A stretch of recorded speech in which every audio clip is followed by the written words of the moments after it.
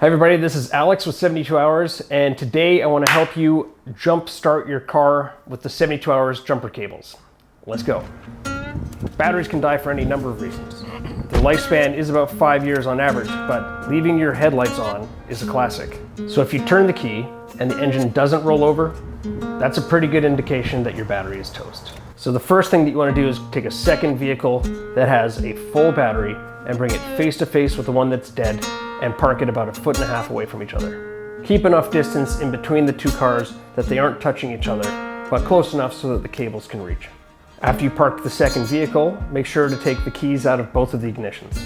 So now, pop the hood on both the cars, locate both the batteries, and then locate both the negative and the positive points on each of the battery. So on the batteries, you'll find an icon that indicates whether or not the point is positive and negative, and on the jumper cables, the red will connect to the positive and the black connects to the negative. So let's grab the jumper cable now. You'll notice the black and red sides. So a rule of thumb with jumper cables is that the lower the gauge number, the better. The 72 Hours jumper cable is a 6-gauge jumper cable, which means that it can handle a really fast current and will easily jumpstart your truck, your car, or even up to a semi. So now bring the cable over to the dead battery. Take the red side of the cable, attach it to the positive side of the battery, and then take the black side of the cable and leave that down on something plastic.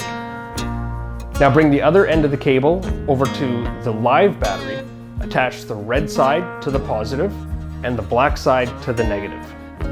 So now let's go back over to the dead battery. Let's take the black side of the cable, or the negative, and don't attach it to the negative side of the battery because this could produce a spark. But we do want to create a ground current, so we want to attach it to a metal part of the engine, but keep that away from anything flammable or any wires, because we want to keep this safe. So now inspect the cables and make sure that neither of them are close to any moving parts of the engine.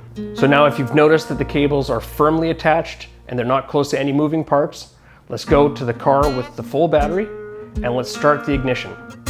Once the engine starts going, let's let it run for about 2 minutes. Let's go over to the car with the dead battery, hop in, and let's start that engine. It should start right away. So if you turn the key and the engine doesn't turn on, well then let it run for another 5 minutes.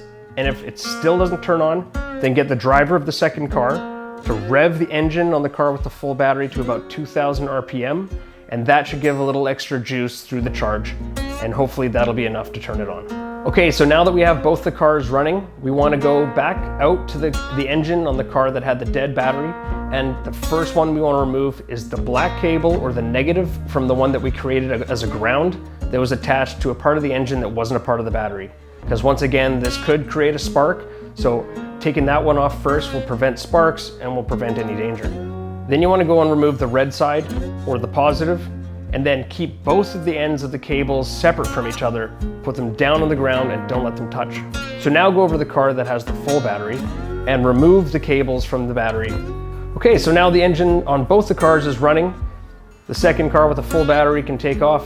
The first car, that one you want to let it run a little bit so it can build up more of a charge in the battery, or even just drive home now because you're not stuck anymore. And then by the time you get home, your battery should be good to go. Hopefully this helped, and hopefully you're no longer stuck. Take care.